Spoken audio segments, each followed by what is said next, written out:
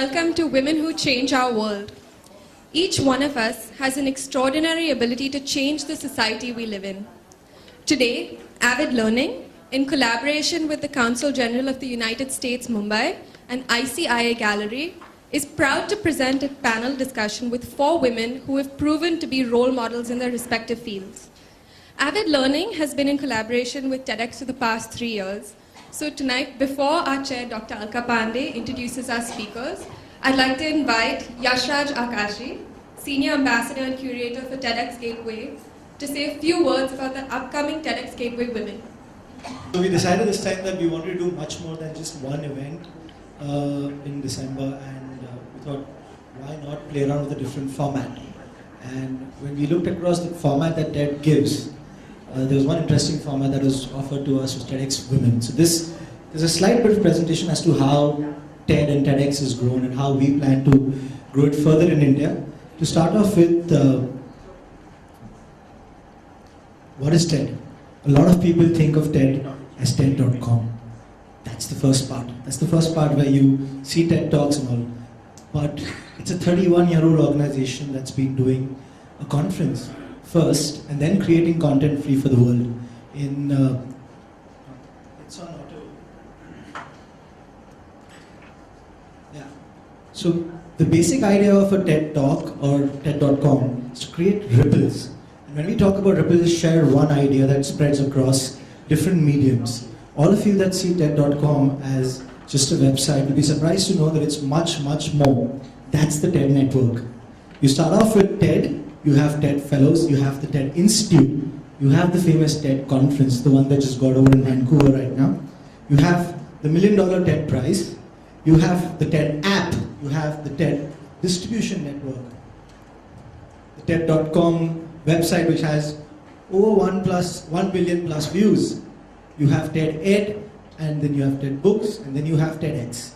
As a senior ambassador for TEDx, let me tell you what TEDx means. TEDx's are independently organized TED events. They're licensed to curators and individuals across the world, and they're given a guidebook as to how they would be organizing an event just like TED. And that's where you come across to say TEDx's that happen throughout the world. But what is the one thing that is common about these TEDx's? All of them are platform.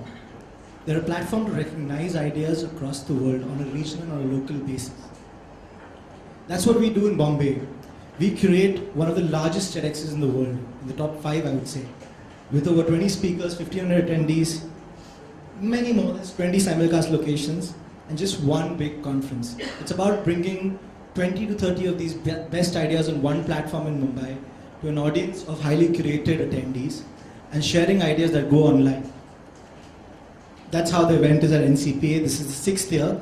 And then we thought of, why don't we go on and look at another segment? What if we look at creating TEDx, which is an impactful platform for something that matters the most? That's where TED Women 2015 comes in. TED has their own global property that they relay across the world to different TEDx's, and they curate a day full of ideas that matter to women. The theme this year is momentum. And you see all these places across the world is where the simulcast would happen. We're also hosting not one, but 2 places in Bombay which will be having the simulcast and an event. There's one in Mumbai and there's one in Hyderabad. This is the venue, if you asked me 2 days ago, it was a venue at the Taj for 300 people, but a slight response to the curtain raiser out here made us think, why not do the event for 1,000? So we shifted on to go to the NCPA Tata Theatre on the 29th of this month, and we're going to basically host 10 to 12 speakers. You might get a glimpse of a few of them right now, but 10 to 12 exciting speakers from across different walks to talk about ideas that really matter. That's a glimpse of it to start off with. And I want to take this opportunity of this curtain raiser to let you guys know that each one of you out here today can register online for free of cost and for a limited time and be an attendee for the event. The website is TEDxGatewayWomen.com. It's active for a very short while, then it goes offline again. Once we put up all the speakers, it'll be back again, and there'll be a charge system for attendees. But as of now, just for people out here today, we have a form that accepts all attendee things. So TEDxGatewayWomen.com. That's about it. Thank you.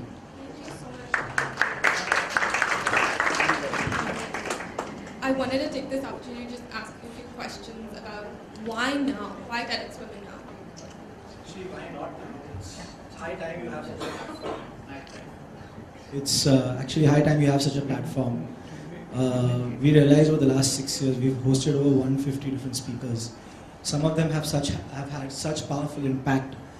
For example, a lady in Gujarat was campaigning against a certain norm in a certain issue with the election commission that did not allow a certain tribe.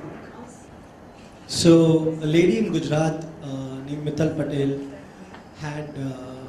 was crusading against a certain issue that did not allow a certain tribe to get voters card.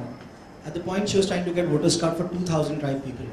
When the talk went online and Congress MP actually took up the issue with Narendra Modi, this was 2 years ago, he quickly simply saw the talk and said, why is this happening in my state? She was able to give 2 lakh voters card to that particular tribe. And you should see her talk, it's powerful. It's actually, a lot of things were linked to how Indians who belong to a denotified tribe were not getting ID cards to prove they are Indians, to prove they are citizens of this country, and how they would be treated as gypsies. And what all they would do because they did not have any recognition. For example, if there was a crime and they couldn't find the criminal, they would typically pick up one of the gypsies and say, you're the guy. So, how the nomadic tribes got recognition, a simple voters card and a simple TEDx talk. We were able to give a platform. Similarly, we were able to give a platform to many such ideas. And we said, why not create an exclusive platform? So typically, if we can bring momentum, if we can bring ideas to a platform like this and get momentum from people like you who will take up their causes, why not now? So that's the whole idea. Thank you so much, Yashraj. I would now like to introduce our chair for this evening, Dr. Alka Pandey.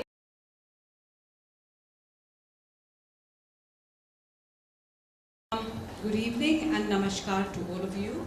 I'm delighted to be here in this wonderful city of Mumbai.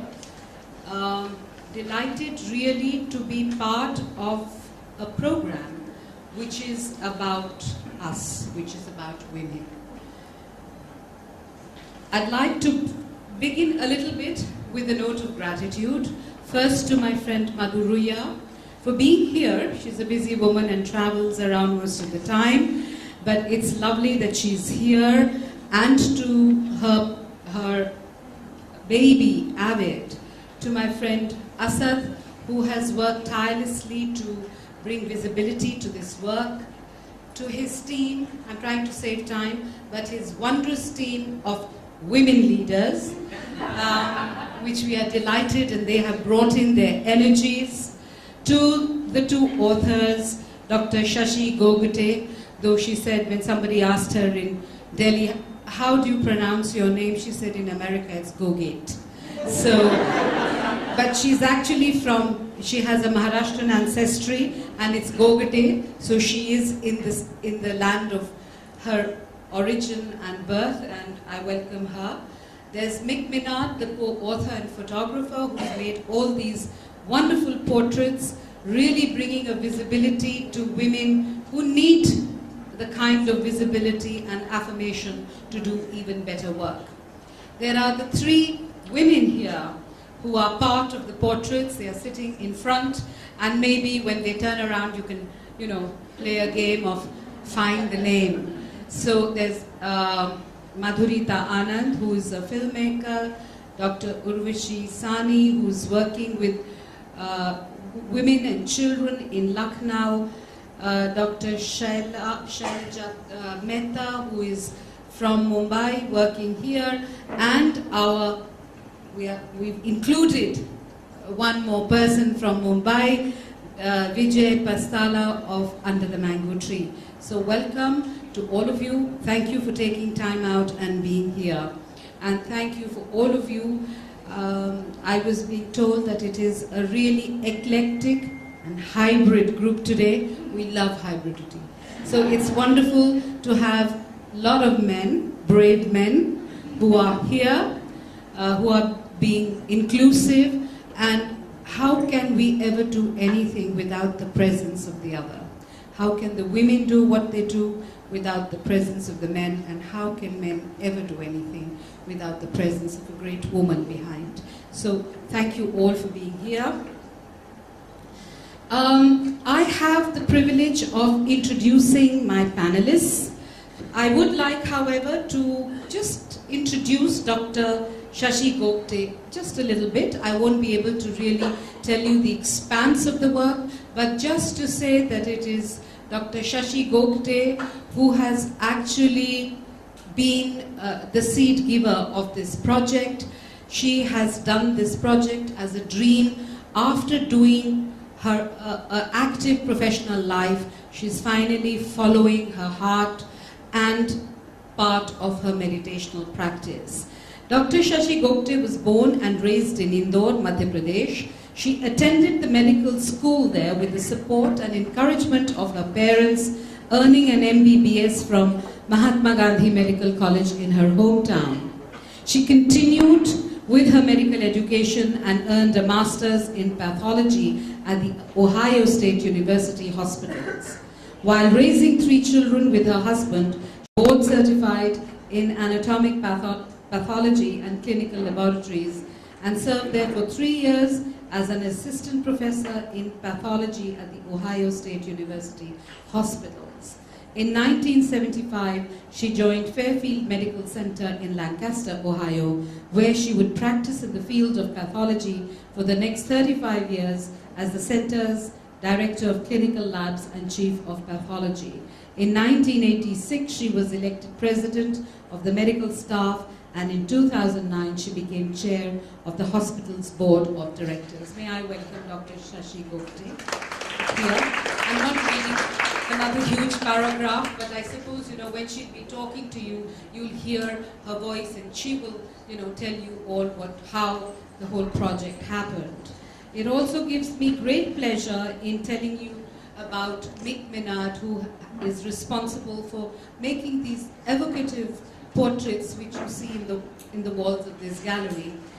Mick is a writer, photographer, and an experienced strategy consultant specializing in program design, marketing communications, and impact assessment. Over the past 20 years, her professional and artistic work has largely been focused on promoting promising ideas for restoring connections between human society and the natural world. Her photographs have been exhibited in New York City and sold commercially, and she uses visual and written narrative to inspire new forms of leadership, organizational transformations, and community engagement. Since 1998, Mick has worked in the United States, Europe, East Africa, and South Asia with both non-profit and for-profit social ventures, and she has facilitated the growth of early-stage capacity building and income-generating initiatives, serving the underprivileged and the rural poor. In 2010, she founded REEF, Reports, Realizing the Ecosystem Effects of Finance, an endeavor aimed at driving new resources and new thinking to organizations that are positively transforming social behavior and human society. I'm not going to read, there's much more, but you'll get to hear by the by in our conversations. And now I'd like to invite Vijaya. Vijaya Pastala is a social entrepreneur. I'm sure many of you know her. She's from Mumbai. She has a passion for developing community-based approaches that use the power of market forces to improve farming livelihoods. She's the founder of Under the Mango Tree, an innovative and award-winning hybrid social enterprise that supports rural farming households in India, earns incomes and increases crop productivity through community-based indigenous beekeeping. To have a woman beekeeper, very interesting.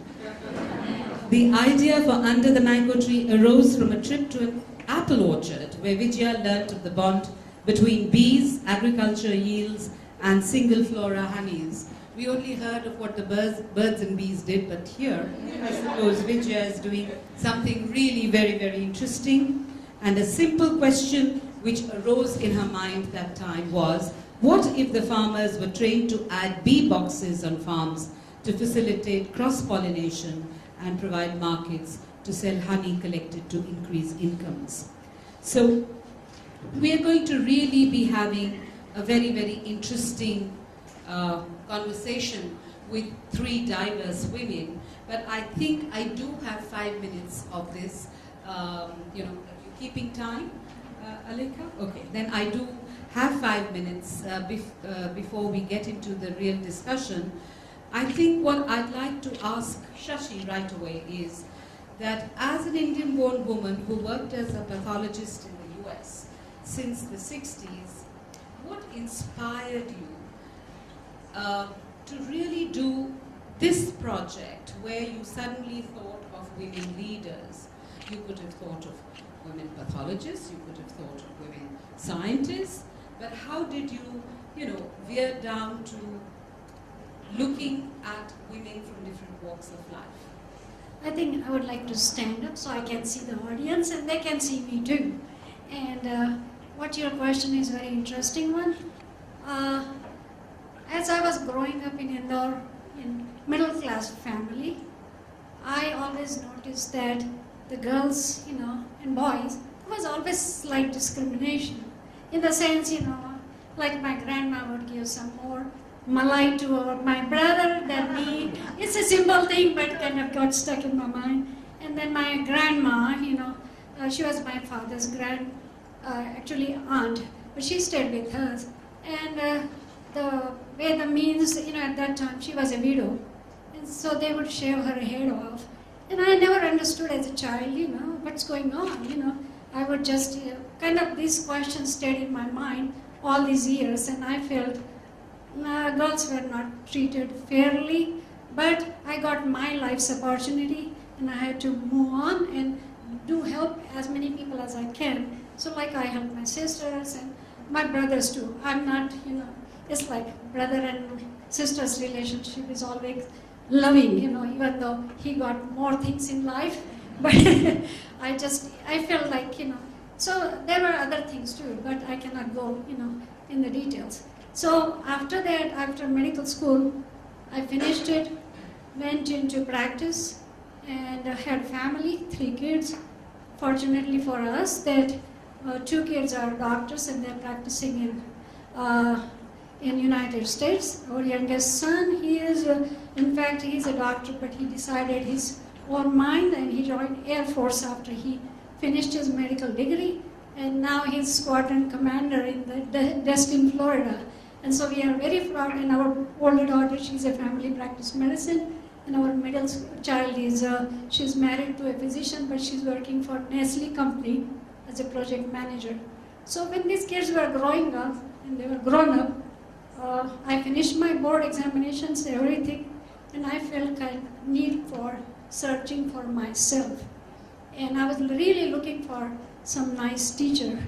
And fortunately, as you know, the transcendental meditation came all across the world, and I started meditating. And as I was meditating for longer and longer, I realized that in reality, there is something much deeper than what we see. And so, as I was thinking about it, I said, someday I want to write a book. And I want to write a book. How can we, balance every person? And then, when the issues of the women started coming, and I started thinking more and more, I realized that it equally applies to a boy too. What happens is, as a person, you have a physical body, so you need to have strong, really strength. So what's happening now is yoga. In America, yoga is in every city, considering our town was, where I practiced, was 40,000 people, population. But they have a big yoga center, and people are taking it. So, okay, physical body. And now what's happening is, American College of Surgeons are saying that yoga is a very good technique, and when the patient has a cancer, and they are treated with chemotherapy and radiation, after all that, they need something else. And they are going to push for yoga for these patients. And also meditation. So it's like all these techniques are in India. And do we learn them? No, I wanted to learn so badly. I came to India twice to learn the technique. I couldn't find a teacher. So I think we have lost that art. And so more and more I was thinking, why is this inequality between a girl and a boy? I started realizing any child born is the mother's responsibility because she bears the child for 9 months. And during her pregnancy, it's very important what kind of thoughts come in your mind. If you are very sad, the child also feels those feelings. And it has been proven by research. So it's like that mother has to be very cautious and keep herself as well as that baby, it's growing inside, kind of quiet and peaceful. And what happens the next step is the baby is born and mother and baby are so attached up to 5 years. Every time a small child gets near the fire, who is the one tells the child, hey, don't go there, it's fire. Okay, so the mother is a very large figure in boy or girl's life. And to me, we as women, as mom, and as a family member, we have to take a bigger and larger role in making a human being. We have to teach them that what is good and bad. We have to teach them to respect. We have to give them education. And so the power of discrimination in a child grows. And who is going to do that job? I think we as a woman. Because as a mother, we have taken large responsibility and we have to carry on. So that message, plus next is the mind. Right now, when we were going in villages, what was the most important thing was education. They didn't have education. If they had education, they would have felt a little bit more financially safer and more independent and would have contributed to the society at much larger scale. We did find such leaders in our book, so I'm not saying they are not there. And third thing is your Atma Vishwas. Okay, what is Atma Vishwas? It comes from your soul, heart or spirit, ///. And once you have your good physical body, your mind is educated, and thirdly, when you have Atma Vishwas, or you feel like there is something other than just the body, I think you can teach that to your children. When the kids are growing at the age of 5, it's not too early or too late. Just throw in a seed. That seed will grow when their time is come. That's what I noticed in our 3 kids, because when I was learning to meditate, I made sure they got, they started meditating too. But they gave up in between. But if I go back now, after so many years and they finished, they went back to meditation. So I think what we have to do is to change the society at the grassroots level. We definitely have to, mothers, and of course the father figure is important. Don't get me wrong, because father does teach the boy and the girl to respect and bring them to the world and what is right and wrong. And something is right now is lost in India, right to wrong. Why do we have such much corruption in the country? It shouldn't be there. We are educated people. We are decent people. We know yoga, meditation.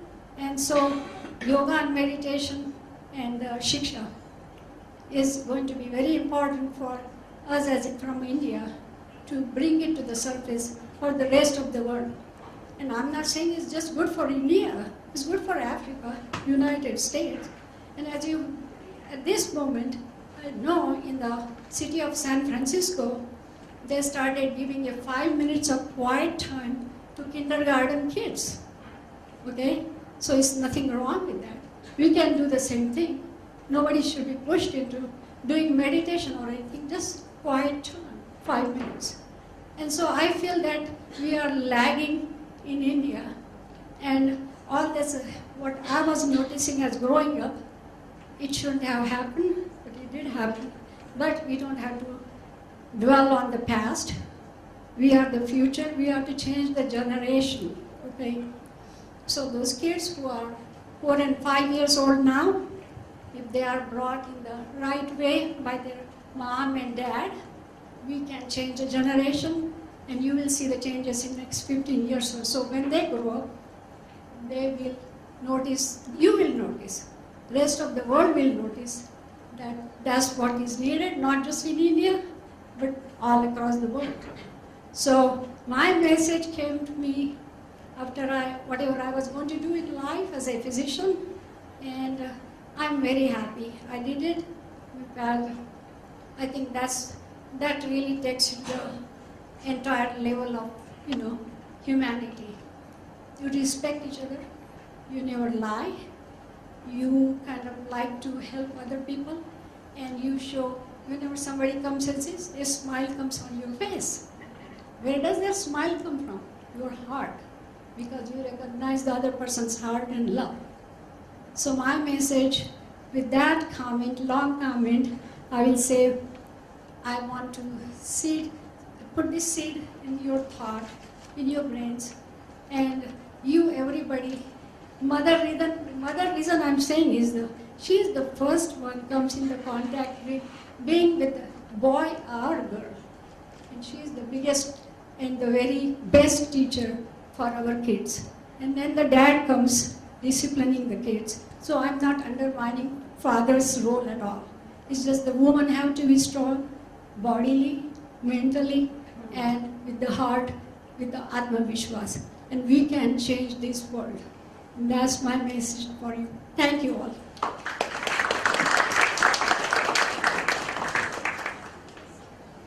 Thank you, Shashi, for speaking from the heart, and as all of you must have noticed that this is an emotional moment for her, because every time she's been sharing this work, and I think both the authors have been very happy with the response they've got. Unfortunately for me, I always end up forgetting to thank one of the most important people who are there. As they say, ki ghar ke niche jab diya jalta hai, you kind of forget that. I want to thank Vikram Sethi for actually opening his heart and his gallery out to the poetry of purpose. We are all sitting here. I hope Vikram is here. Thank you very much. And I also want to thank my friend Brinda for huffing and panting and coming here. She has a busy schedule.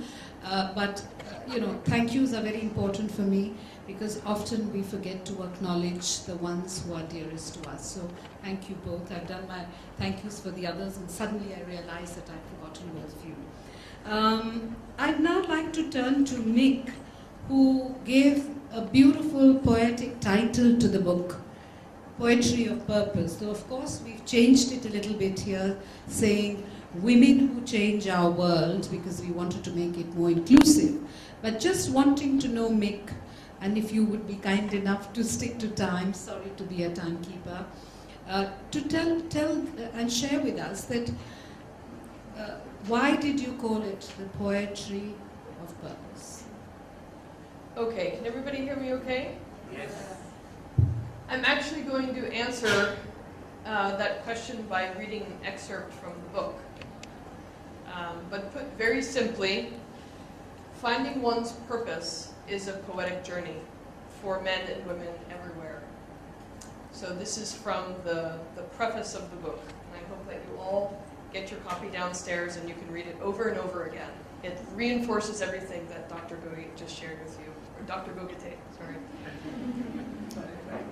And the kind of woman found in the pages of this book is one who is creating the conditions for which all people have the opportunity to realize their higher selves, even as she continues to realize her own. Hers is a mindful pursuit aimed at an enduring outcome, not to perfect society, but to improve it, with an emphasis on finding meaning and value everywhere, even in suffering, and to dedicate her life to something greater than herself. The essential value of each of these leaders' contributions to Indian society is not, we believe, confined solely to her primary area of influence, where the results are tangible. Rather, it lies also in the degree to which her wonder, vision, and courage call forth in her family, community, and larger social networks a broadening of consciousness and comprehension, demonstrating a simple and enduring truth, that a sense of purpose brings beauty and fulfillment not only to the individual soul, but also to the lives of all it touches. It is the poetry of purpose. It is the lighthouse of the human spirit. Thank you. Thank you very much, Meet. I'd now like to draw in the local resident of Mumbai. We love the title, Under the Mango Tree. In Punjabi, there is a saying called Ambathalle. In the village, people go and sit and do everything under the sun, under the mango tree. So, Vijaya, will you tell us about your hybrid project? You have 10 minutes by the watch, and your time starts now. So first of all, thank you for making me the chosen one. I think coming after this beautiful piece, you actually get really, jet out in that sense. So I'm a Bombay girl, Sobo Bombay girl. Very distinct. Anyway, I've grown up, hiking and working in villages. So my focus always was rural development, agriculture. That's where I've become a professional. My father, who's sitting here, keeps on saying, oh, you went to MIT and you worked with villagers and no money is made. So, constant debate. I was a late mom. Career was a big part of my life. And when I became a mom, I actually wanted to do something different. I thought of many things. So Under the Mango Tree actually is not there was never a catalyst moment. There was never a catalytic moment. And the name Under the Mango Tree actually came before the enterprise. So I always knew I wanted to do Under the Mango Tree. It could have been something related to rural development. But the idea of bees came into the picture because I work in agriculture and, we all learn about pollination. But the impact that bees have on agriculture, you actually don't realize. When you think of bees, you always think of honey. And it's actually good that we're talking about bees because 99% of a hive is female. So, and the women have a big say, or the bees have a big say on how they keep the male alive. So, that apart. When we look at bees, we always thought of honey, and so did I. But when the idea of pollination is extremely simple. Bees roam around 2 kilometers from their hive. So if you keep a box on a farm, then you're ensuring that every single flower that is grown or that comes into bloom is pollinated. And if a flower is not pollinated, then whatever the work that the farmer does goes to waste. So that is the core of the work that Under the Mango Tree does. We work with poor farmers to facilitate or train them on beekeeping. And then we also provide market access for the honey. So Under the Mango Tree is a hybrid. We're one of the first hybrids in the country, which is now and thankfully a successful hybrid. We have a private limited in the front that actually sells honey. We're in the retail shelves all across Mumbai. And we also train farmers at the back end, train them on beekeeping. But what we are also doing is we're creating an ecosystem for beekeeping. So we are training farmers to be beekeepers. We're training farmers to become carpenters, to sell bee boxes to the farmers that we've trained. We're training women to grow bee flora nurseries so that they can sell these saplings to the farmers so that there's more bee-friendly crops. We're training women's groups to create beekeeping accessories. So we create an ecosystem which then facilitates beekeeping and bee management. We actually also have India's first urban beekeeping program, which is based out of Mumbai at the Maharashtra Nature Park. And we've actually trained about 30 urbanites to be beekeepers as well. So we've done that a little bit. The challenges have been many. I think when I started, I thought it would be, easy, but and you could actually stay at home and spend more time with your kid and do that, but that's wrong. You actually spend a lot of time building this entity which becomes your second kid, sometimes takes more priority than your first kid. So challenges were hard, but I think the best part of the journey, and I think that's what keeps one going, is that the amazing goodness that you see in this journey, and the goodwill, that has been critical in keeping the light alive, if you would like to say. The person who joined me, and today she's the executive director of the not-for-profit. She joined me, and then just for the idea. And I said, I don't have money to pay you. She said, okay, just pay me when you're ready.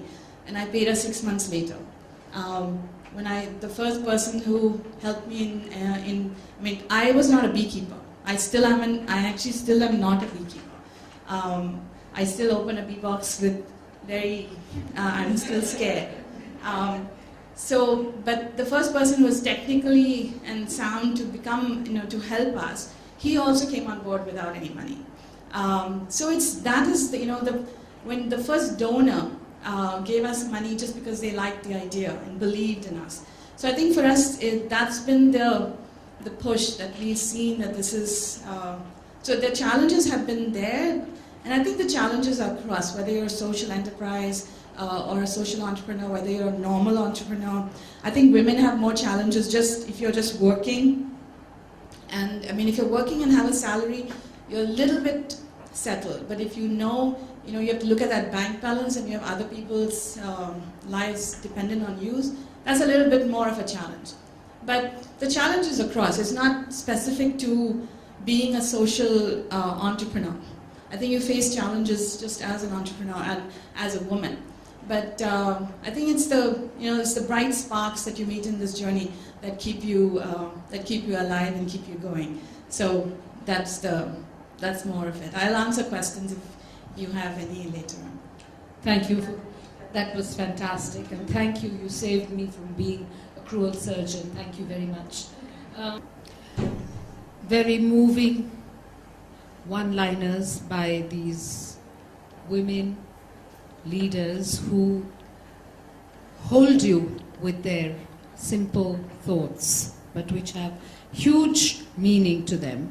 So I'd like to actually ask Mick the very essential question: how did you choose these women? So this is also written in the book, so I'm going to read directly the words that I've written. In deciding whom to incorporate in the book, our selection process began by defining our leader. Whatever her stratum of society, whether privileged and highly educated, or disadvantaged and lacking literacy, she is creating positive social change, working on priority issues in innovative ways, and her influence has yet to be communicated on a large scale. She is singularly focused on a social endeavor that is hers to perform and to endure, and she does both with a balance of boldness and patience. Her work, as in the words of the Lebanese poet Khalil Gibran, is her love made visible. It directs her life and inspires people near and far. Her actions speak for human wholeness and against inequity, disorder, and disrepair. Because we began our research at a time in history when consciousness is high and social movements widespread, when people, especially women, are realizing their powers and in reaching for them, insisting upon improved social conditions, we had no illusion that our list of leaders could be anywhere near comprehensive. And while many of India's pioneering female leaders are invisible, caught in the ether of unequal liberty, even if their works are not, others are known, even celebrated nationally and internationally by experts focused on their particular issues, and yet are barely known to the wider public.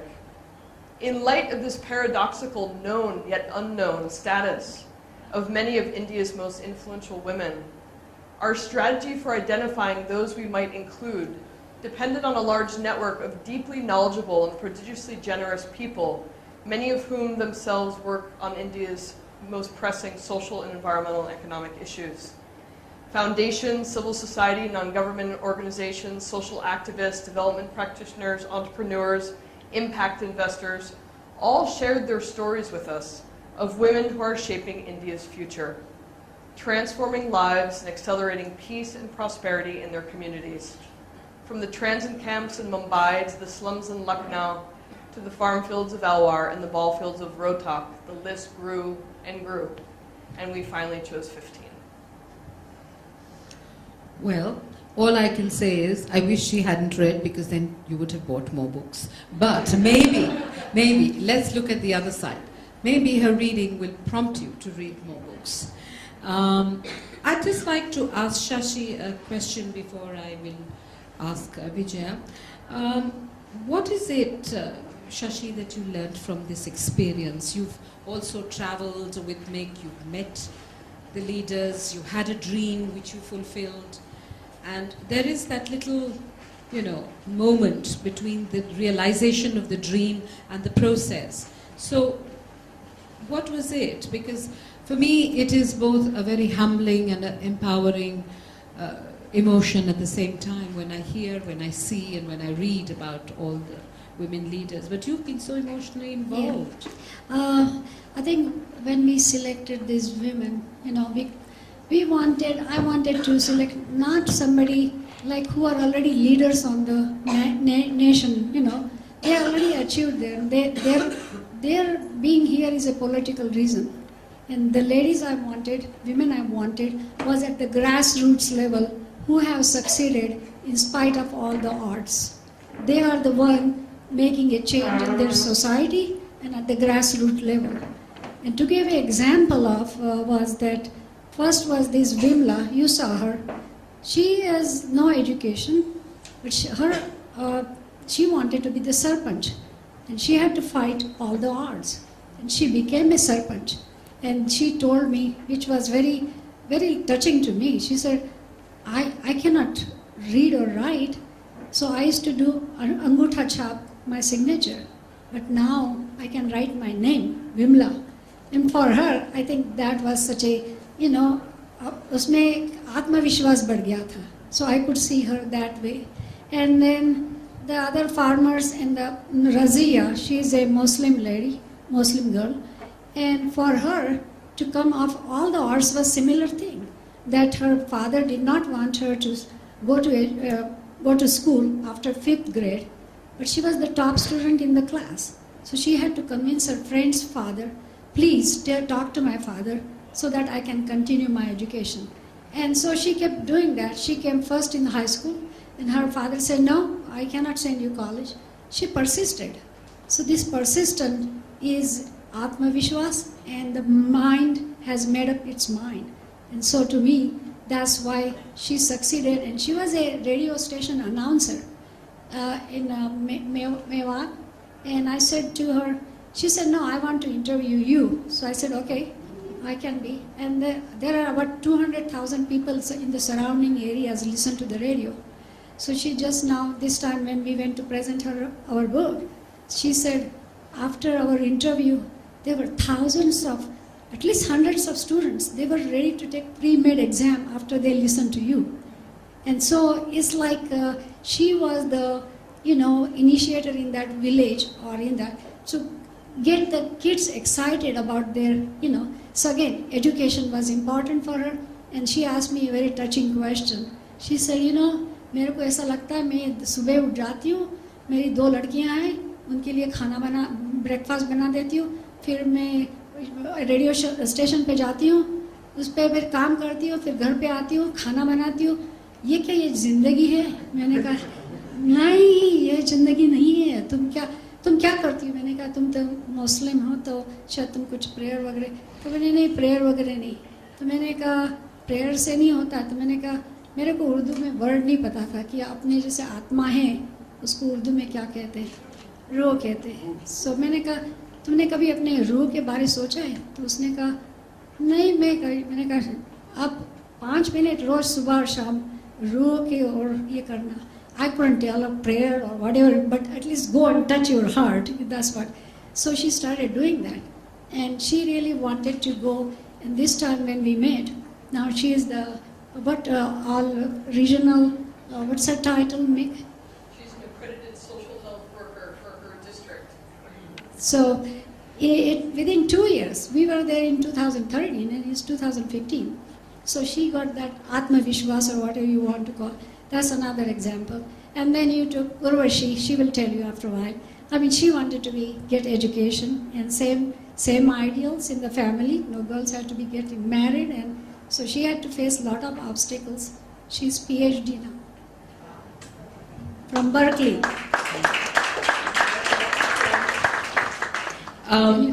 I'm going to ask Vijaya now a question before we come to our invited women leaders who are here.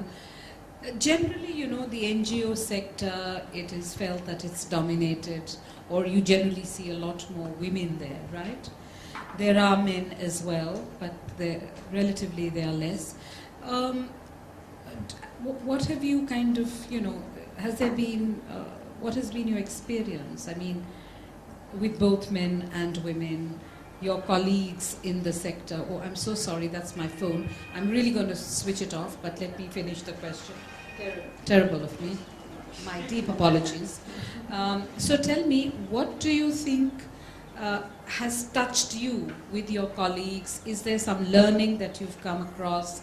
Is there something which your colleagues have taught you, or the men in the predominantly women's not-for-profit sector has kind of taught you? Okay, so I think, yes, the NGO world is quite female, but I remember when I interviewed for the Aga Khan Foundation, I was supposed to be program officer for rural development. And after I got accepted, I was told that actually they didn't want to have a woman as the program officer for rural development, because that would mean a lot of travel and in the villages, and you know, so safety and this and that and everything. But chalo, they gave it to me. So I think if you look at the NGO sector, a lot of not so much in agriculture and rural development, but there's a lot of women in education and stuff. But if I look at my mentors in work, both of them are male. You know, one was, his name is Anil Shah, and he actually taught me the importance of policy advocacy and the importance of working with government. I used to actually shadow him, you know, because I believed that you could actually work with government, and I still believe, and that's our biggest goal, is to work with government, because it is the best way to create change is to work with government and get the government to be convinced that what you do is then scalable. So I used to, literally shadow him into all these meetings. And I think one of the first times I went, Anil Bhai was, when I started working with him or shadowing him, he was actually a partner. So I was the donor, and he was, he was the CEO of the Aga Khan Rural Support Program. And we used to go, and he was 65. We were in Ajmer. This is the first time I remember it hit me. We were in Ajmer, and there was this young IAS officer, district collector, who was there. And Anil Bhai kept on going, yes sir, yes sir, yes sir. And I was wondering, I said, my God, this 65-year-old man going, yes sir, yes sir, yes sir. So then I went to, afterwards I went and talked to him, and I said, why are you saying yes sir, you're so senior and stuff. And he explained that it is that you have to give the respect, whether it's male, female, but the Gaddi calls the respect. And therefore, if you want, to get something done, and if you want to share your idea, you need to find champions, and you need to find champions who believe, and those champions then might be transferred, but once that champion believes in your cause, you've actually created a ripple effect. And then, that's how it works. So that was one of my first learnings. The second is from another person called Vijay Mahajan, who actually offered me my first job when I was at Mount Holyoke. And then I ditched him actually and went to MIT, and he was really upset. But Vijay has, since since my entire career. He's been there for me. Every time I had an idea, he's listened. So actually it's not been, there have not been women. Yeah. And I think what is also most important is going back to, it's a little tangent from what you said or asked, but it's going back to what she was saying. In my family, there are 3 girls and 1 boy.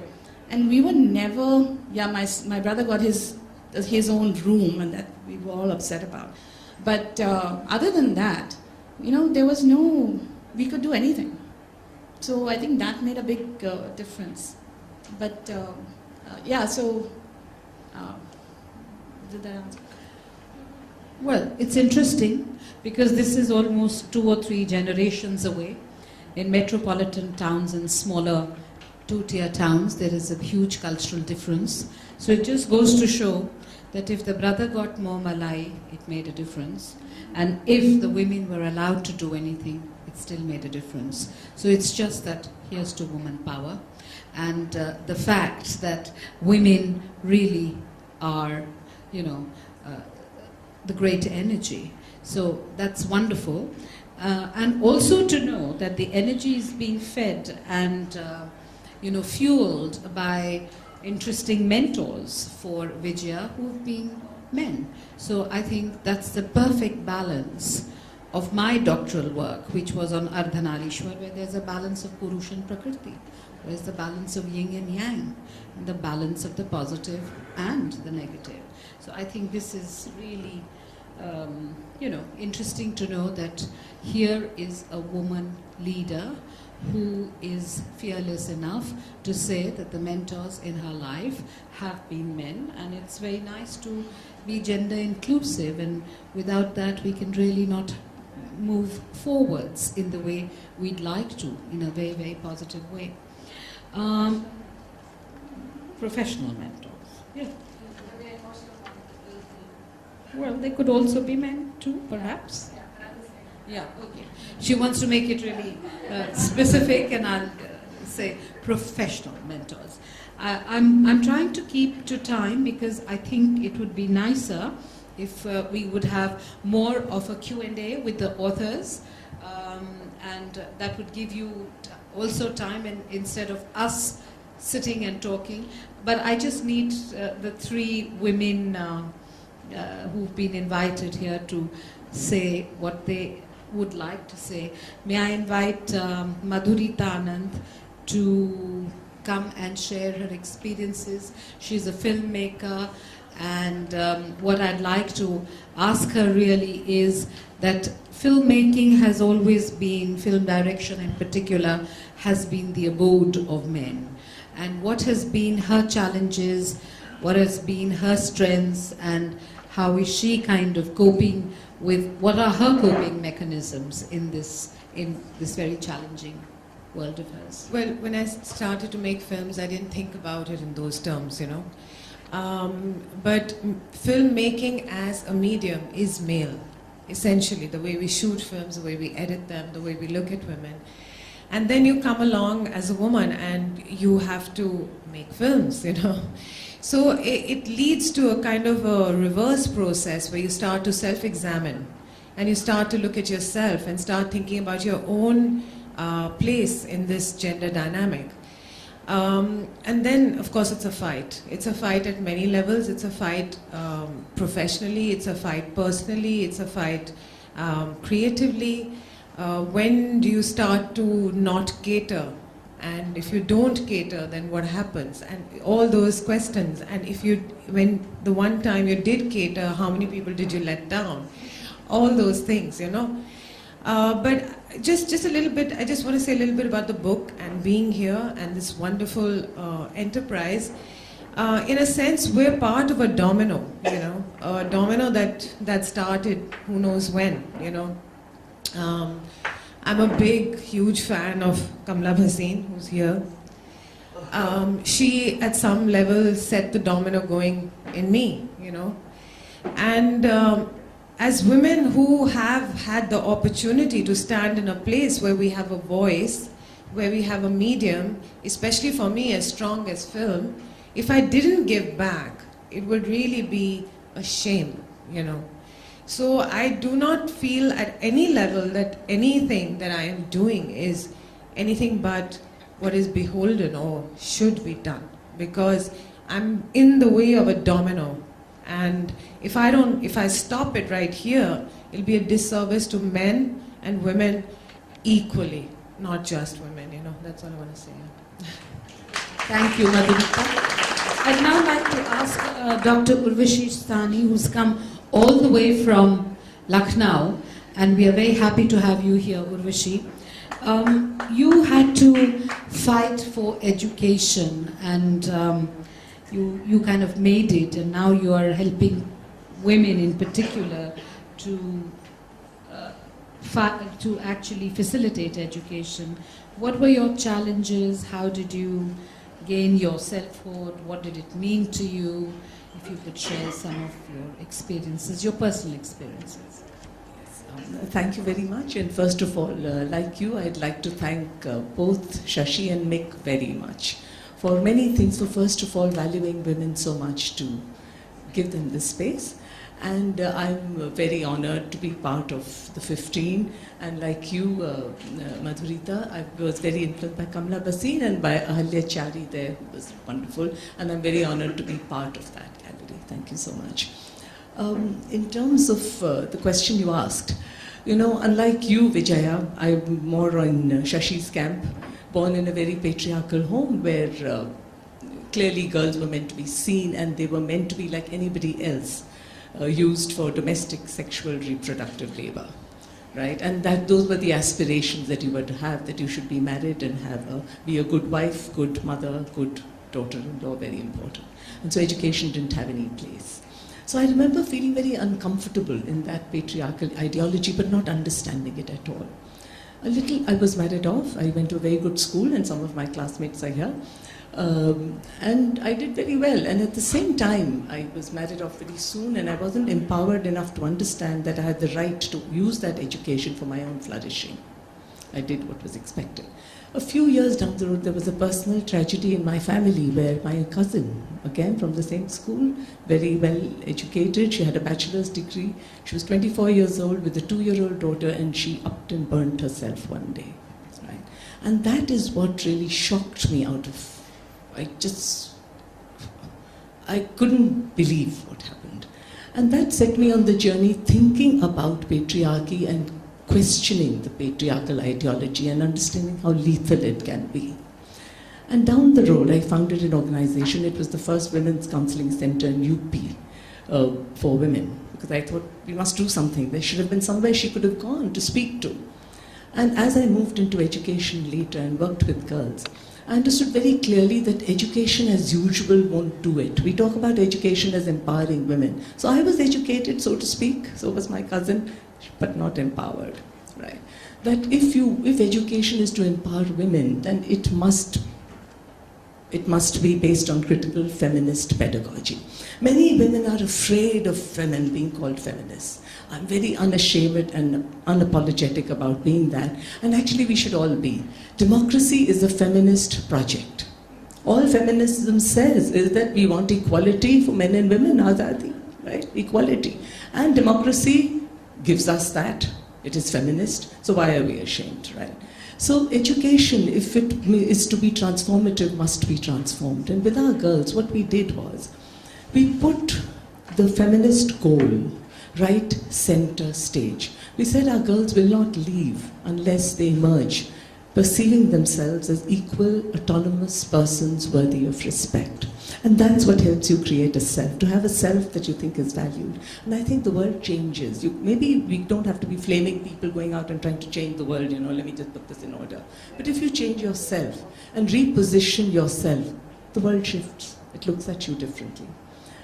And that is what we have been doing with our girls, and my girls are great leaders now. They have actually changed the way their families look at them. And they're out to change the world themselves. I don't know if that's a good question. No, it's wonderful. I would have loved you to talk even more, but I think there'll be time for that later when questions will be asked. I'll now request Shailaja Mehta to please come. We are playing a game of musical chairs, but I think that's also fun in a way. Shailaja, you talked of love and you're working with children's rights. So would you like to tell us how do you incorporate love, children's rights, your own personal experience when you saw as a 16-year-old the boy being beaten up by a policeman? What has your journey been since then? So I come from from a Gujarati background where everything is about finance and socially social acceptance, at least from my family. And in fact, just the other day, while talking to my parents, I realized that I've been moonlighting as a brand strategist. And that brand actually has been me and my work, my professional self. Because it's been very tough to say that I'm doing this work because I like it, because I love it, because it's my passion. I've had to tell my parents when I first started this as a part of the founding team of Angan Trust, I told my parents, if I get married and when I do, this is a profession that my in-laws will not have a problem with, so let me do it. Then when I got married, my in-laws and my family was like, this will keep you busy while your husband works, you'll be there, you'll have time to attend to the aquaguard mechanic when he comes. Then when I got divorced, everybody said, at least you have your work, it's keeping you distracted. So it's really been that journey where I haven't, and because of this branding exercise that I've had to do for myself, I didn't accept for myself really that this is what I want to do and this is what I have been doing because I love it. This is what I feel I was born to do. So at the age of 16, I happened to see a boy like, a lot of us do in metro cities at the signal selling some books, and then a police inspector came and ruffled him up. That led me to going back and telling my parents what will happen to that boy, and they dismissed it saying, why don't you call the police themselves and ask? And following that, I called a lot of police stations. I figured that there is something called children's homes, children's institutions, which are for children who are lost, abandoned, runaway, trafficked, as well as children who are accused of committing crimes, kept in separate homes. At the age of 16, it was too much to take in and to deal with it because I met a lot of 16-year-old boys for various reasons had been abandoned by their family, had had to steal a banana, and now were in like a jail-like situation. So that really inspired me, and fortunately I was able to meet Suparna Gupta, who also wanted to start an organization on the same lines, and 3 months after she registered it, I joined her team, and we've been doing this for 12 years now. So, like I said in the film, if this isn't love, then what is it? And, in one of the sheets in the program sheet, it was written, what is the message that you would like to give to the next generation? And I've been thinking about it a lot, so I'd like to share that. None of this is practical. None of this seems doable. None of this is okay if you look at it on a spreadsheet or theoretically. But still, so many of us, so many women have done this and have been successful. Small changes are very important because these are multi-generational, huge, complex social problems, and it's going to take a long time. So our impact sheets and our impact reports may not reflect what the progress, the domino effect that's taking place. But for everybody who'd like to make a change, who thinks, let me do it later after I've earned my 10-year salary, or after I've done this, or if I'm a boy, it's not a suitable career for me, don't think like that. That's my only request to the next generation, or whichever generation anybody is from. It's possible. Just, write your academic papers on the side, moonlight if you need to, but please don't give up this dream, because if it's not us, then I don't know who else is going to do it. Thank you. Thank you. That's really inspirational. Since I still have about 2 minutes left, I think Urvashi wants to make a point before we really open the floor to the House. Yes, I was given the same question in that sheet and I forgot to answer it. So I thought I've been thinking about it, and so I said, I think I should say it. And the question was that what was your message to the future generation of social entrepreneurs? My message very clearly to the future generation of social educators and entrepreneurs both is this, and especially from the place that I'm coming, that so far with all these awful rapes that have been happening all over, right, which just sickens us to our souls, there's a lot of talk about changing mindsets, right? right? I don't like the term mindset, it's too euphemistic. You know, I think actually changing patriarchal ideology is what we should say. You should just say it the way it is, honestly. And I really think to all social entrepreneurs, to all educators particularly, it's a very strong message there that why do our children need to learn mathematics and science and history and geography more than they need to learn about equality, about peace, about love, about nurturing? And really we should be, for all of us who believe in equality, gender inequality is perhaps the most widely prevalent, and we don't even see it, it's so insidious. That in whatever we do, first of all, we should be looking at the social structure. Whether it's health, I know we were working for health and for safe motherhood.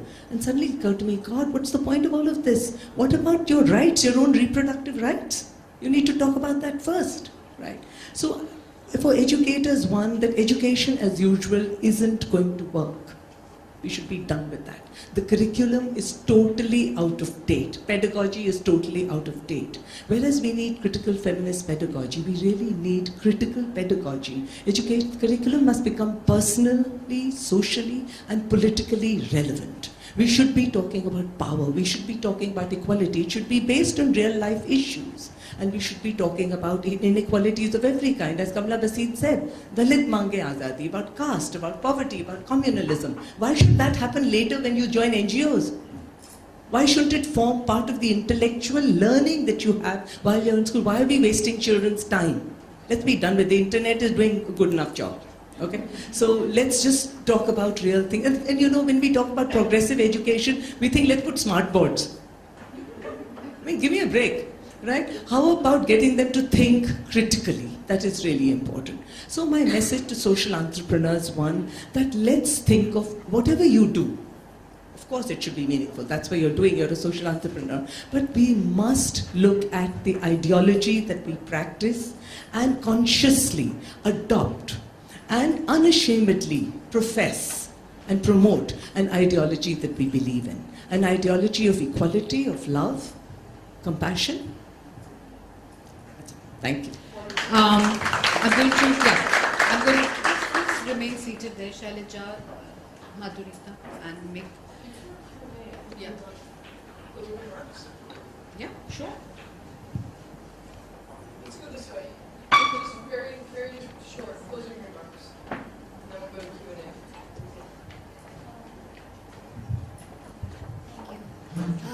Q&A. In my closing remark, I would like to really see a change in generation. So all those mothers and fathers, start teaching your children right physical education, which is swastha, mental mind, which is education, reading books and all that.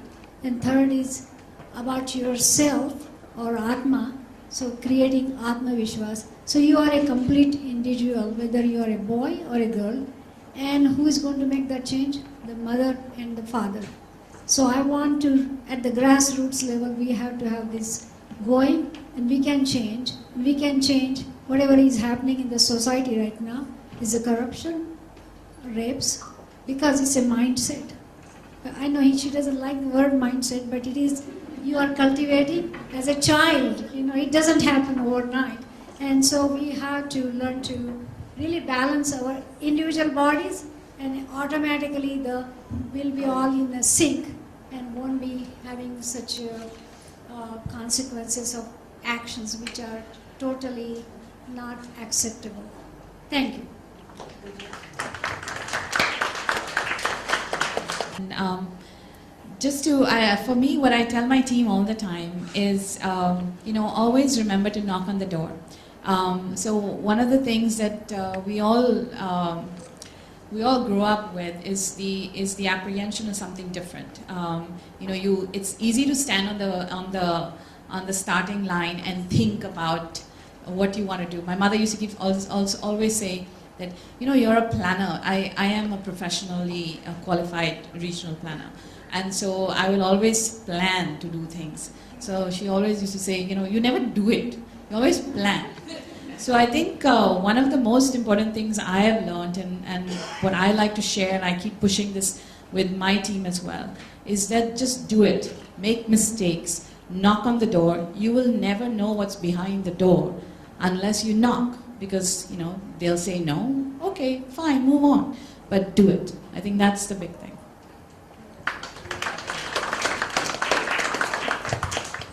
So, surprise, surprise, I'm going to be reading from the book. So, really the ultimate aim of the book, which is actually in every single word that has been shared here today, through these women's stories, as told in words and photographs, we hope that all of us might become more perceptive readers of humanity's potential, and that we might begin by cultivating an ability to comprehend others' stories through a prism of love and compassion, rather than solely through data and logic. In so doing, we might come to recognize that humanity's potential is much greater than current social realities would have us believe. And we might appreciate, too, the extent to which women's leadership represents a new frontier of possibility that will always be with us, one that already is restoring a great faith in human nature, along with a strong desire to know what goodness there is in the world, so that we might shine a light on it for all to see. So thank you very much. Now I'll open, I can see a lot of men wanting to, yes, we'll send we'll send the mic around, just to say that all I can say is that it is women who make the change.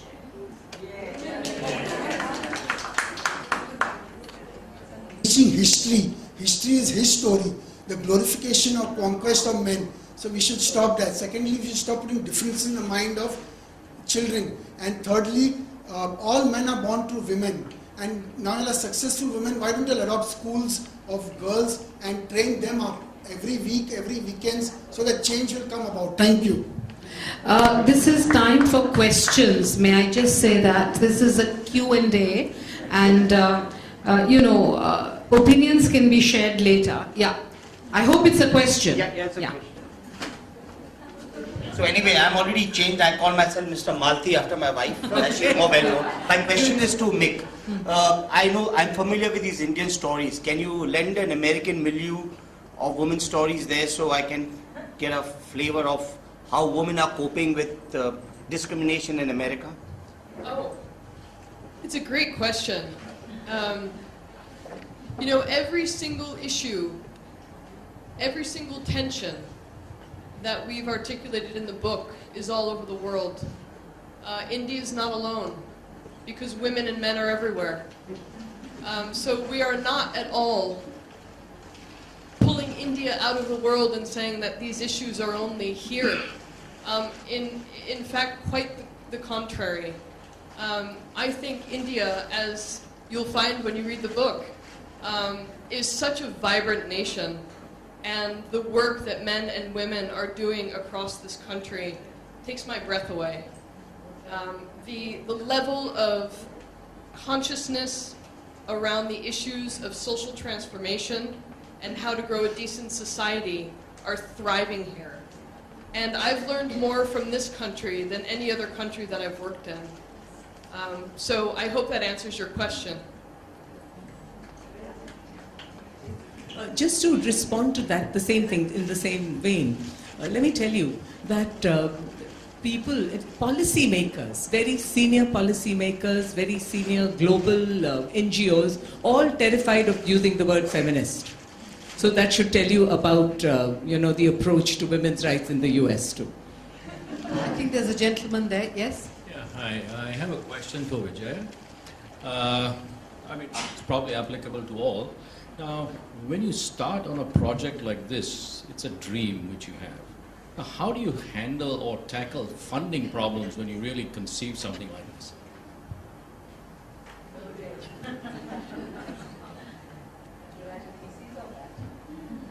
With grit, I think. It's just a belief. I have a story which I say, I know this, it's like January 27th, 2010. I had 8,000 rupees in the bank. I had 7 people to pay the salary off, and I had rent to pay.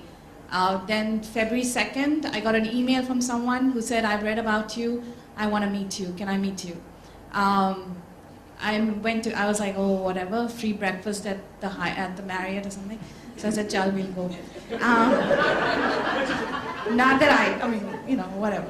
And so went, shared the story with him because he was really interested. And then he said, "So what do you want?" And I was like, want? I said, "How much money do you want?" And I was like, 500,000. So he was like, "Okay." And the check was written. So I think throughout the journey, I've always had windows open, always. And it's, I'm a Christian, and I believe that when we have the saying, God closes the door, opens the window. And it's so true. And it's been throughout this journey that I've had these windows. We have a door closing, we have pain, and the entire team gets affected, but there is a window opening. So when you're doing something good, and you know it's right, and you know it's in your gut it's right, that's the belief, and that will push you through. So yeah, sorry, it's not really, in that sense, but it's the faith. Well, it's almost like a utopian world, and fantastic that it's happening. But if there's any other question, then I can ask. If we don't have, then I can ask for the financial aspect of funding. Yes? Would you identify yourself? Yeah, my name is Rajendra. I just find empathy and compassion lacking so much in this world. And I think women in particular have that heart, What is your question? Regarding empathy and compassion, do you think in the corporate world it's lacking, that we forget our basic humanity? So, I got a sense of what you're trying to say there, and I just want to say this, that the crux of the issue is not about men and women. It's about the masculine and the feminine. And every single person can feel that it's tilted horribly into one direction. The economies can feel it, the ecologies can feel it, everybody knows it. And that's why the rise of the feminine is not just something that we're talking about in theory, it's just essential at the moment. And it's not just women that have to rise, it's the feminine, wherever it stands, whether it's in a man or a woman, it's going to rise. There's yet another man. No, I'm so impressed. Yeah, my question is to make and to Session. Very wonderful idea, superb concept, great. But the only thing which I would take a little objection to. The mic, sir. There's a mic. Instead of just that word women. Sorry, can you use the mic so that it could have answered your whole question. I spoke loud enough.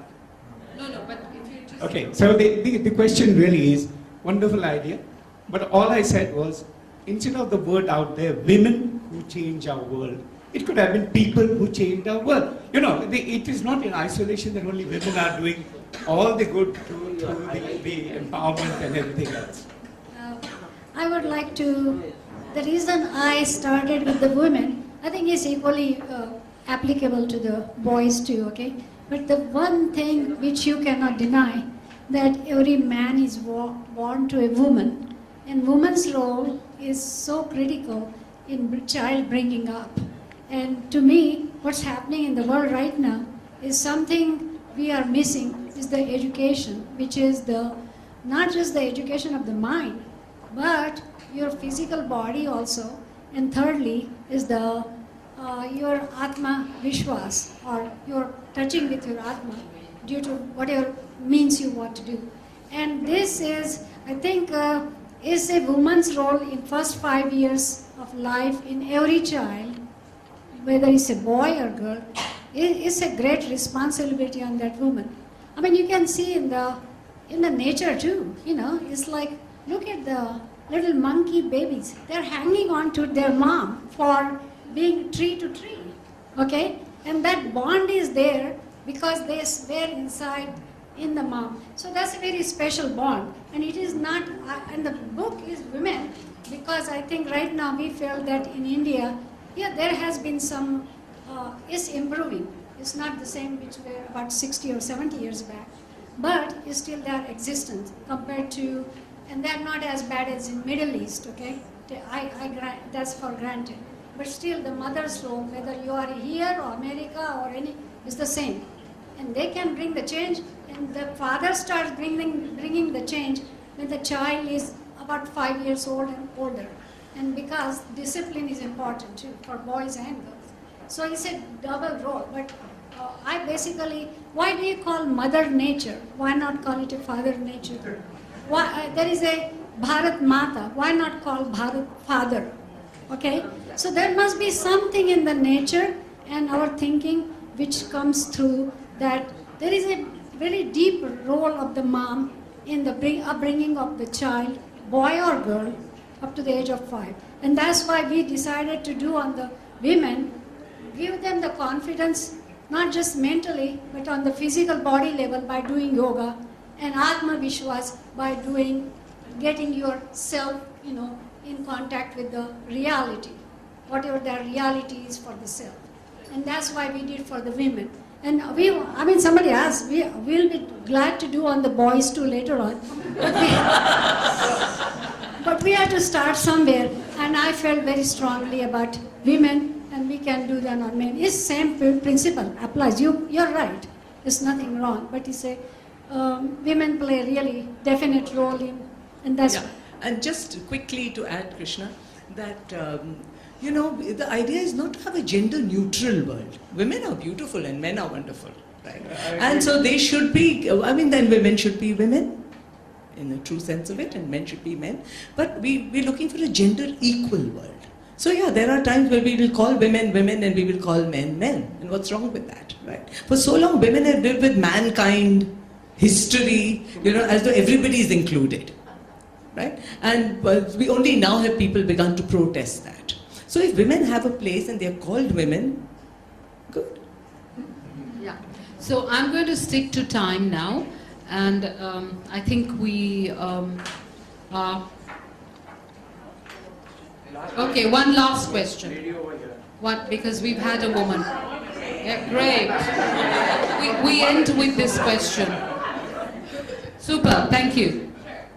So it's been wonderful listening to you guys all talk, all very inspiring, and you've all found your passion and your purpose. And I think that what I struggle with a lot is thinking, oh, I should devote my energy towards education for women or equality or towards economic stability or incarceration or whatever it is, that I just feel like I have a lot of interests, I guess, and I don't know where to start. And I think that a lot of people I talk to and a lot of men and women, it's just I don't know where to put my energy and my passion. And I guess what advice would you give to somebody who is in that position? Have you interned in places, read up on issues? All of us looking at a certain situation are inspired. I think you have to also think about what kind of tugs your heartstrings, in the sense, think about the worst situation, think about everybody against you, think about financial difficulty, social difficulty, fights with your family, your husband, your partner, your friends, and which is that one thing that come what may, you'll just feel from inside, I don't care, but I'm going to continue doing this. And you also may not have a logical reason as to why you're doing it, but you'll just feel, I don't know, I just want to do this for some reason.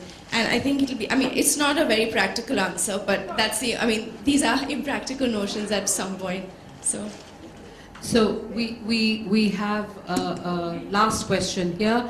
It's always the director's cut or something. So Shashi says take one more. So we will.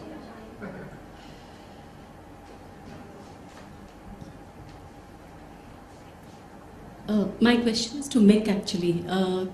Where do you think feminism, right from the bra burning days in the US, where do you think it has come? Or has it changed? Has it changed course, or we are still talking about the same things?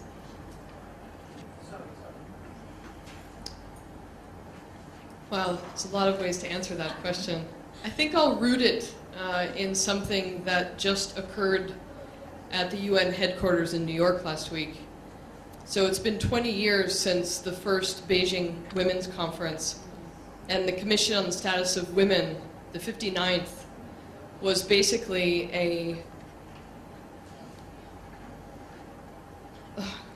it was every member state delegate talked about how have we done when we talk about women and girls in the last 20 years. And the word feminism was used probably in every other sentence. And I think that most of the delegates defined it the same way, which is we're all human, and we should all be equal. And that when we aspire, we should be able to realize our dreams and work hard for them. And when we're talking about building capacities in the context of feminism all over the world, 20 years since Beijing, my answer to you is, I think that we have made some progress. I sound like every president or PM of the world, but not enough. And it's simple as that. We still have a lot of work to do. We've also done great work. We're doing great work. We'll continue to do great work. And something that I said in Delhi that really came out of my heart, and thankfully it was quoted in somebody's piece, which is when men and boys are our allies and our champions together, this word feminism will be a nomenclature that just becomes who we are. It becomes our DNA, because it's about creating a decent society. And to everyone else that has said this, love and peace is the bedrock of our shared humanity. So I think as far as us doing some sort of assessment on how we've done women and girls around the world, I would just say that we all need just to continue to work very, very hard. Yeah. So this is, Alka's been thanking people all night. We've not had the chance to properly thank her by actually gifting her our book. So we wanted to do it publicly in front of all of you, because this is our last event in India. She's been an incredible champion of ours. Since the moment that we decided that we wanted to do this in India, she's been working so closely with us, and every event has been such a huge success because of her. So I just want to publicly thank her and gift her with this book.